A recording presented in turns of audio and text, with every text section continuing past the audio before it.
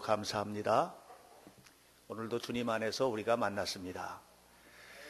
하나님의 평화가 저와 여러분 가운데 가득하기를 바랍니다. 오늘은 대강절이죠. 기다린다는 대자에다가 오신다는 강자입니다. 대강 보내는 절기가 아니고요. 간절한 마음으로 주님 오심을 기다리는 절기가 대강절입니다. 예수님께서 우리의 구원을 위하여 2000년 전에 이 땅에 오셨습니다. 그 사건을 다시 한번 기다리는 겁니다. 주님께서 우리에게 복을 주시기 위해서 오십니다. 그 주님을 기다리는 겁니다. 주님이 나와 내 가정과 우리 교회와 우리 사회 속에 평화를 위해서 오십니다. 바로 그 주님을 기다리는 겁니다. 주님이 오시면 치유될 것이고, 주님이 오시면 고쳐질 것이고, 주님이 오시면 회복될 것입니다. 바로 그 주님을 우리가 기다리는 것입니다. 사람은 누구나 다 이 땅을 살면서 소원하는 것들이 있어요. 소망, 뭔가를 소망하고 삽니다. 여러분들에게 있어서 진정한 소망은 무엇입니까? 베드로는 베드로전서 1장 3절로 4절에서 이렇게 말했습니다. 우리 주 예수 그리스도의 아버지 하나님을 찬송하리로다. 그의 많으신 긍휼대로 예수 그리스도를 죽은 자 가운데서 부활하게 하심으로 말미암아 우리를 거듭나게 하사 산 소망이 있게 하시며 썩지 않고 더럽지 않고 쇠하지 아니하는 유업을 잊게 하시나니 너희를 위하여 하늘에 간직한 것이라.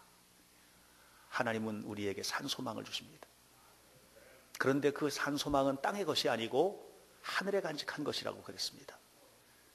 우리에게 있어서 진정한 소망은 하늘에 속한 소망인 것이죠. 오늘 성경 본문 로마서 8장 24절로 25절에서 말합니다. 우리가 소망으로 구원을 얻었음에 보이는 것이 소망이 아니니 보이는 것을 누가 바라리요? 만일 우리가 보지 못하는 것을 바라면 참음으로 기다릴 것이다. 내 손에 잡고 있는 것을 소망하는 사람은 없잖아요. 내 손에 큰 다이아몬드가 하나 있다고 생각해 보세요. 이 내 거예요. 그런데 나는 다이아몬드를 소망해 이렇게 말하는 사람이 있어요? 그런 사람은 없죠. 눈에 보이는 것, 다시 말하면 내 품에 안긴 것, 이미 내가 움켜쥐고 있는 것, 내가 가지고 있는 그것을 소망하는 사람은 없어요. 우리는 보이지 않는 것을 소망하는 겁니다. 보이지 않는 미래의 행복과 보이지 않는 미래의 축복과 하나님 나라의 구원과 주님께서 우리에게 오셔서 이루어 가실 이 아름다운 삶을 우리에게 아직 오지 않은, 우리 손에 잡히지 않은 그것을 우리가 소망하는 것이죠. 그렇다면 참음으로 기다릴지니라. 여러분은 무엇을 믿으십니까? 무엇을 소망하십니까? 무엇을 기다리십니까? 사실 우리가 그토록 믿었던 것들로부터 배신당하는 경험을 하게 됩니다. 어떤 사람이 그러더라고요. 돈이 나를 배신했다고. 그래서 그게 무슨 말이냐고 했더니 그분이 하는 얘기가 너무 잘 돼서 걔가 내 편인 줄 알았대요. 근데 어느 순간인가 사업이 잘못되고 문제가 생기면서 내려앉을 때 그때 물질로부터 배신을 경험했대요. 너무 힘들었다고. 여러분 건강하시니까 건강에다 내 편인 줄 알잖아요. 건강이 어느 날 나를 배신하면 힘들어져요. 제가 지난 주간에 너무 힘들었어요. 우리 교회가 이쪽으로 이사를 오면서 이제 여기까지 따라오지는 않았던 청년인데 선주라고 있었어요. 우리 교회에서 신앙생활 열심히 잘하던 친구인데 결혼을 1년 전에 했고요.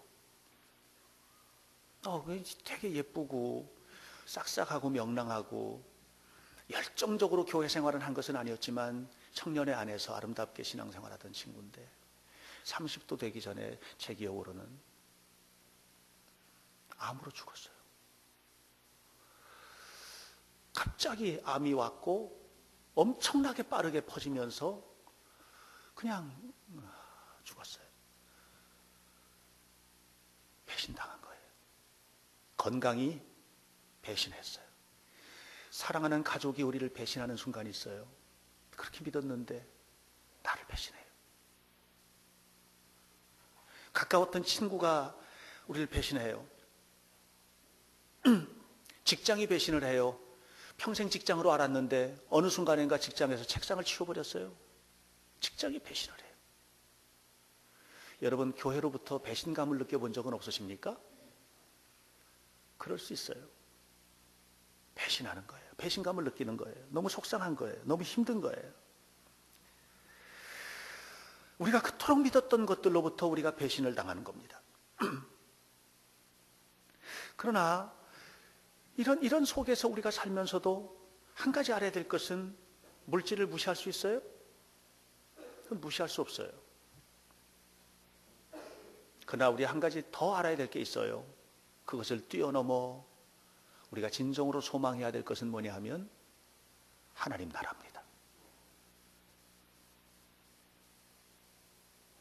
내가 이 세상에서 얽히고 설킨 관계 속에서 살고 있는 이 모든 것들이 우리에게 주는 축복은 너무 큽니다. 가족이, 건강이, 직장이, 교회가. 그러나 우리의 진정한 소망은 무엇입니까? 그것을 뛰어넘어 하나님을 소망하는 겁니다. 하나님만이 영원히 내 편이세요. 하나님만이 영원히 내 삶의 보증이 되세요.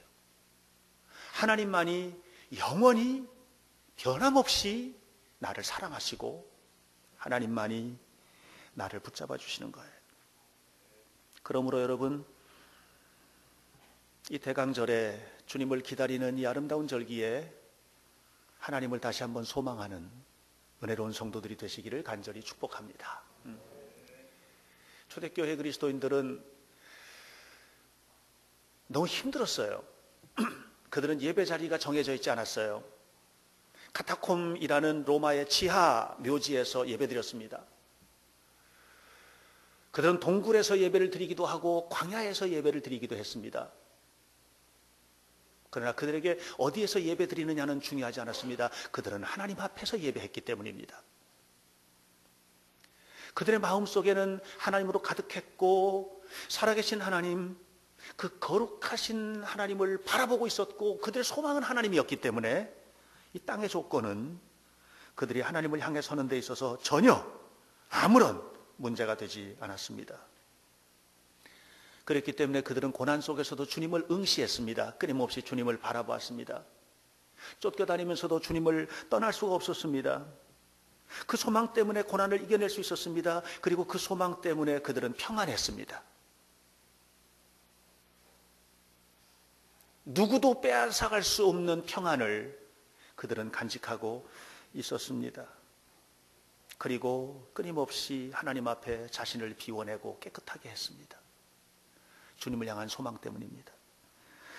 요한 3서 3장 3절에서 말합니다. 주를 향하여 이 소망을 가진 자마다 그의 깨끗하심과 같이 자기를 깨끗하게 하느니라.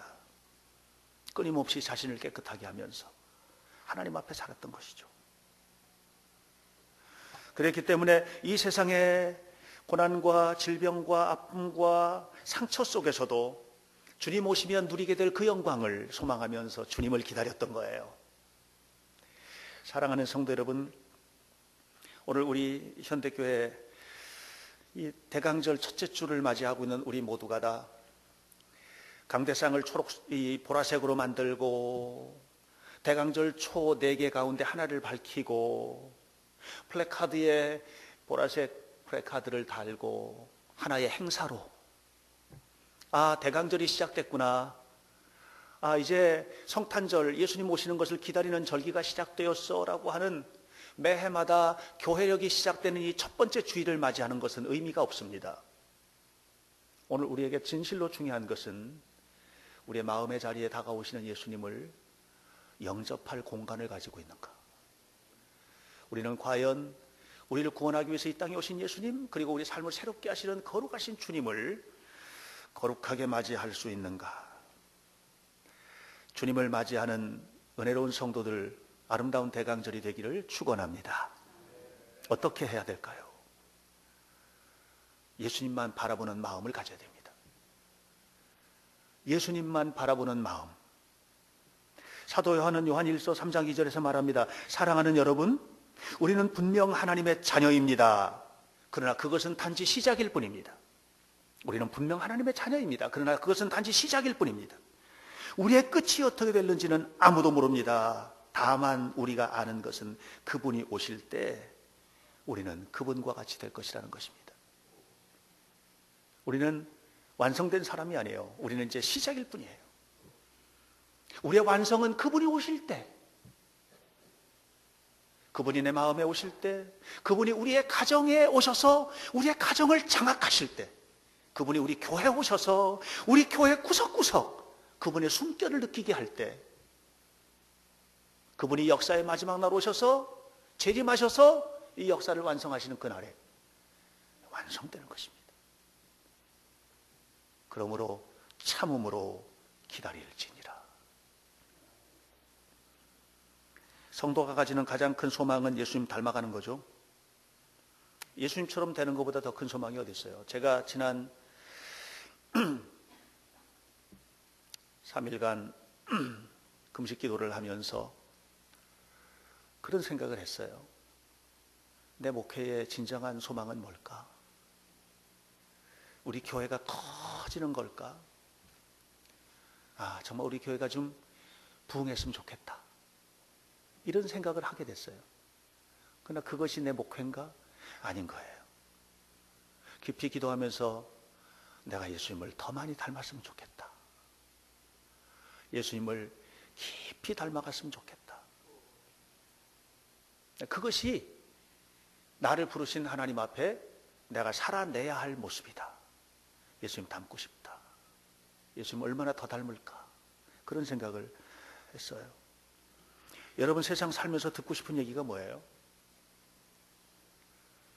이번에 자녀가 좋은 대학 갔다면서요. 이런 얘기 듣고 싶으세요? 들으시기 바랍니다. 이번에 승진했다면서요. 들으시길 바랍니다. 이번에 대박 쳤다면서요. 들으시길 바랍니다. 가정의 모든 일들이 잘 돼 나가는 얘기, 그런 축복과 칭찬의 이야기들 들으시길 바랍니다. 그러나 그것은 땅에서 듣는 얘기죠. 우리가 정말 들어야 될 얘기는 뭘까요? 그분은 따뜻해. 그분 곁에 가면 주님의 숨결을 느낄 수 있어. 예수님 닮은 사람 같다. 안디옥 교회 교인들이 들었던 바로 그런 이야기들, 오늘 우리가 그런 얘기들을 가슴속으로 들으면서 살아가는 것이 신앙생활의 이유가 아니겠는가? 우리가 신앙생활하는 이유가 도대체 무엇인가? 돈 많이 버는 것? 세상에 가서 배우십시오. 세상에는 그것만 가르치니까. 성공을 원하십니까? 성공에 관한 책이 세상에 널렸습니다. 갖다 읽으세요. 그리고 그대로 사세요. 마음의 평안? 마음의 평안 때문에 예수를 믿습니까? 마음의 평안을 원하면 밖에도 얼마든지 있습니다. 단전호흡하고 요가하고 다 그런 것 같아요. 그건 교회에서만 주는 가치가 아니에요. 세상에서 얼마든지 그런 것들은 있어요. 세상에 나가면 널렸어요. 너무나 많아요. 웰빙에 관한 것들, 사람이 잘 사는 방법들, 이 땅의 것들 얼마든지 많이 있어요. 우리가 정말 찾아야 할 것이 무엇인가? 예수님 닮아야죠. 우리 교회가 듣고 싶은 얘기가 뭔가요? 교회 오는 사람들마다 교회 예뻐요.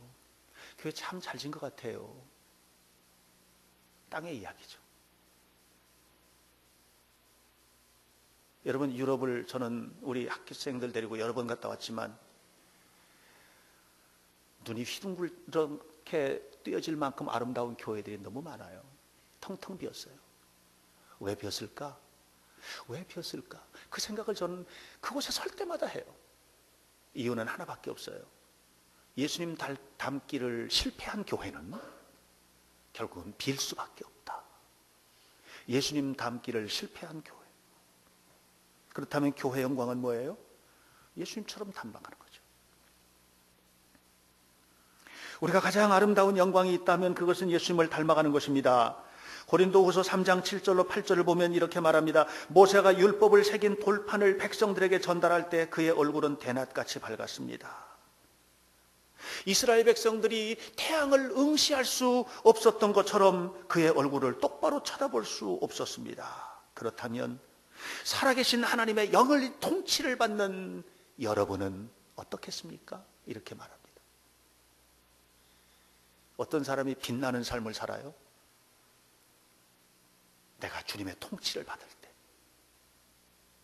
주님의 통치 안에 살 때, 하나님의 이끄심 속에 살아갈 때, 그때 빛나는 거예요. 그때 문제가 해결되고, 그때 삶의 축복이 나타나고, 그때 영광이 나타나는 거예요. 우리가 그것을 실패하고 있다면 하나님의 사람이 아니니라 성경은 말합니다. 우리가 영광 누릴 수 있는 모든 영광 가운데 가장 큰 영광은 예수님 닮은 것입니다. 우리가 예수님 닮기 위해서 기다리는 겁니다. 예수님 내 마음에 오셔야 닮아가니까, 예수님이 나를 지배하셔야, 예수님 나를 주관하셔야, 예수님 나를 이끌어 가셔야 내가 예수님 닮아가는 거니까, 그러니까 예수님 기다리는 겁니다. 그렇게 되면 오늘 성경은 말합니다. 28절에서 하나님이 합력해서 선을 이루게 될 것이다. 모든 것을 합력해서 선을 이루게 될 것이다. 중요한 게 뭐예요? 합력해서. 중요한 게 뭐예요? 선을 이루게 될 것이다.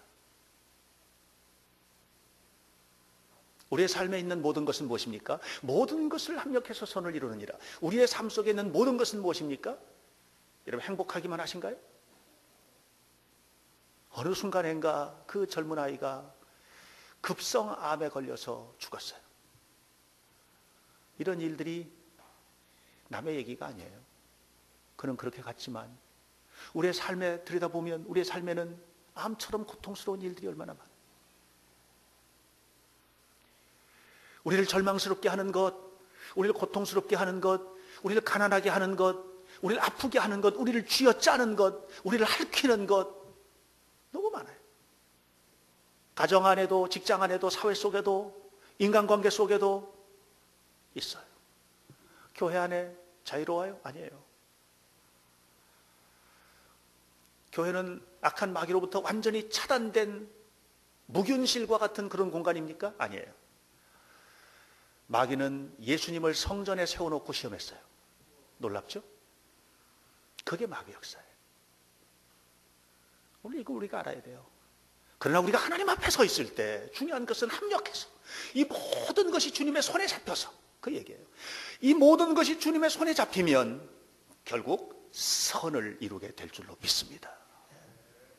우리는 이 사실을 한시도 놓쳐서는 안 됩니다. 그런데 우리는 너무 상황에 익숙해 가는 거예요. 우리의 삶의 상황에 익숙해지고 우리의 삶의 처지에 자꾸 익숙해지니까 주님의 손에 이걸 잡히도록 만들지 못하는 게 문제예요. 주님의 손에 잡혀야 돼요. 그러면 주께서 우리를 축복하실 줄로 믿습니다. 이 대강절에 다시 한번 주님을 바라보십시오. 예수님 바라보십시오. 우리를 축복하기 위해서 오신 주님을 바라보십시오. 우리를 구원하기 위하여 오신 주님을 바라보시길 바랍니다. 그렇다면 우리는 또 다른 가치가 필요합니다. 주님을 기다리는 또 다른 가치. 그것은 뭐냐 하면 참고 기다려야 됩니다. 참고 기다리십시오. 우리가 인생을 살면서 경험한 모든 것들을 새롭게 하시는 축복의 하나님을 기다린다면 참고 기다리십시오. 참고 기다린다는 것은 무엇입니까? 하나님 앞에 기회를 드리는 거예요. 하나님께서 하시도록 기회를 드리는 거예요. 우리 고난이 아무리 깊다고 하여도 주님이 일하시면 바뀌어질 줄로 믿고 참고 기다리는 거예요. 요셉의 삶에서, 욥의 삶에서, 룻의 삶에서, 다윗의 삶에서, 바울의 삶에서 신앙의 선배들의 삶에서 우리 주변에 살았던 수많은 사람들의 이야기를 저는 알고 있어요. 그 수많은 사람들의 삶의 이야기 속에서 우리가 해야 될 건 뭐냐면 참고 기다리는 거예요. 서툴지 말고 나대지 말고 조용히 하나님 앞에 맡기면서 그렇게 살아가는 거죠. 그러면 하나님께서 영광스럽게 만들어 주실 줄로 믿습니다. 사도 바울은 이 사실을 알았기 때문에 또 믿었기 때문에 오늘 로마서 본문인 8장 24절 25절에서 말합니다. 우리가 소망으로 구원을 얻었다면 보이는 소망이 아니지 않느냐? 보는 것을 누가 바라겠느냐? 만약에 보지 않고 있는 것을 네가 바라고 있고 또 기대하고 있다면 참고 기다려라. 참음으로 기다릴지니라. 하나님은 우리 인생을 만든 창조자입니다. 믿습니까? 하나님은 우리 인생을 섭리하신 섭리자입니다. 믿습니까? 그렇다면 하나님 앞에 맡겨야 되는 거예요.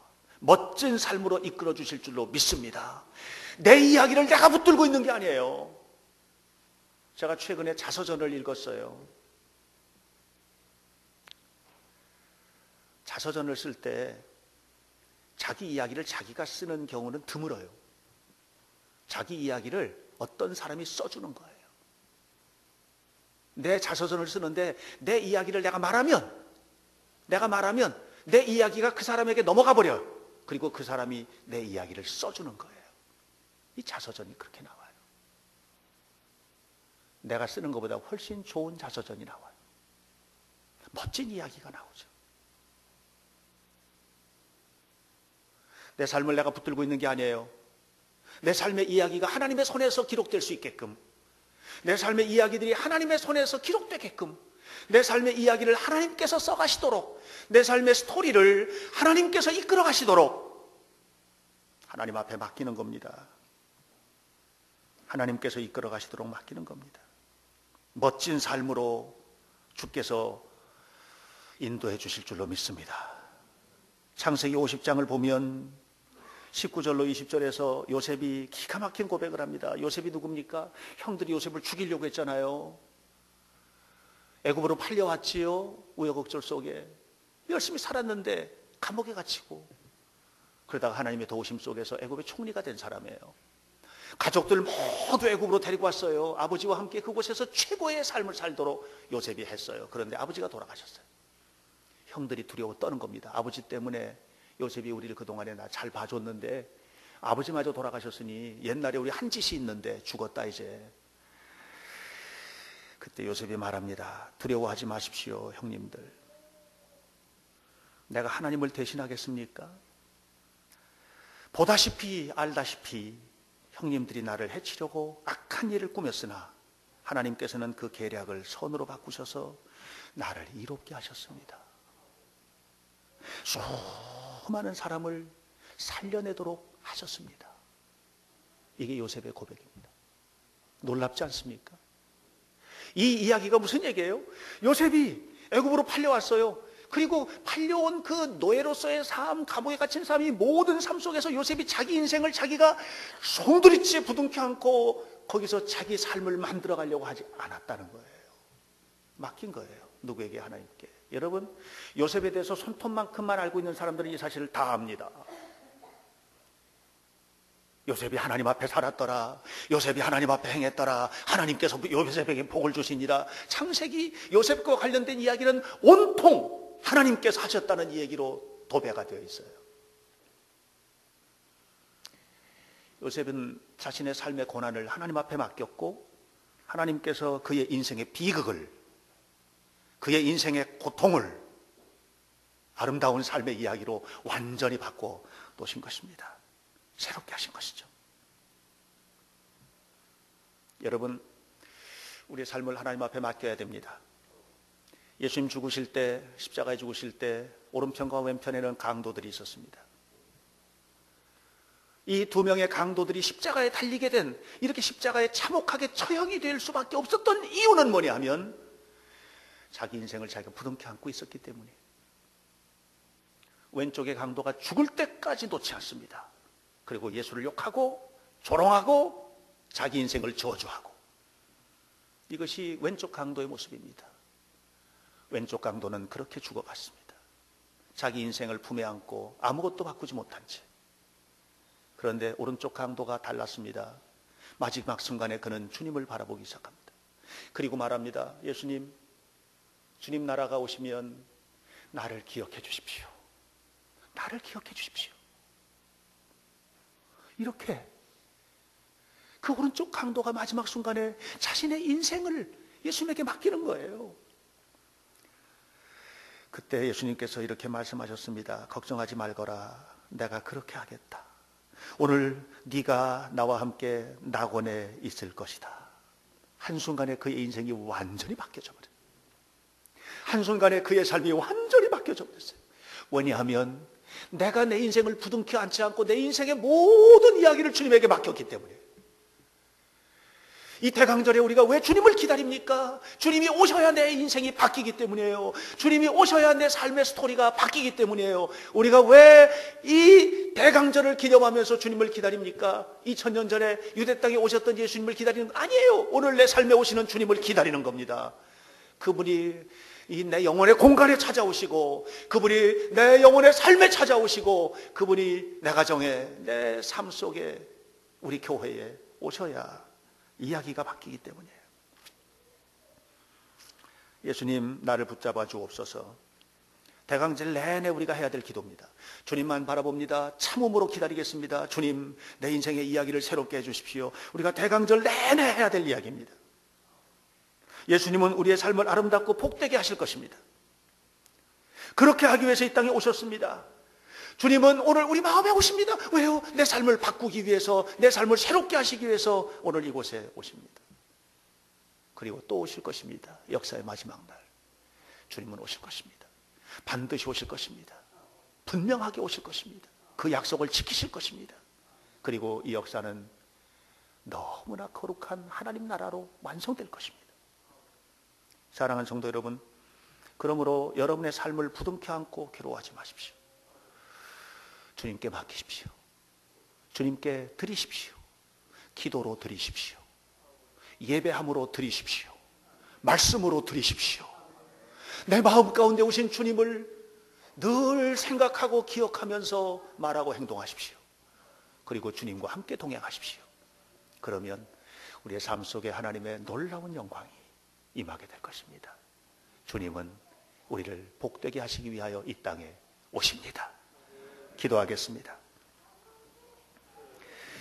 거룩하신 아버지 하나님, 오늘 우리의 삶 속에 하나님의 큰 영광을 나타내시고, 거룩하신 아버지 하나님, 오늘 우리의 삶 속에 주의 은혜를 허락하시며, 아버지 하나님, 오늘 우리의 삶 속에 주님 오시옵소서. 우리의 삶을 아름답고 복되게 하시옵소서. 우리 가정을 새롭게 하시고, 우리 직장 안에서 살게 하시고 완성하시고, 하나님, 우리 현대교회 아직까지도 우리 교회에 하나님이 일하시는 클라이막스는 오지 않았습니다. 하나님께서 일하시면 이 교회가 놀라운 영광을 나타내는 아름다운 교회로 세워질 줄로 믿습니다. 우리는 이 사실을 잊어서는 안 됩니다. 그리고 주님과 함께 동행하면서 구석구석에서 봉사하며 헌신하며 하나님께서 나를 통해서 일하시는 이 일들을 확인해야만 할 줄로 믿습니다. 그리고 그를 통해서 복을 받고 은혜를 받고 영원한 하나님 나라를 이 땅에 이루기 위해서 헌신하는 아름다운 성도들이 되도록 축복해 주옵소서. 주님, 이곳에 오시옵소서. 우리 마음에 오시옵소서.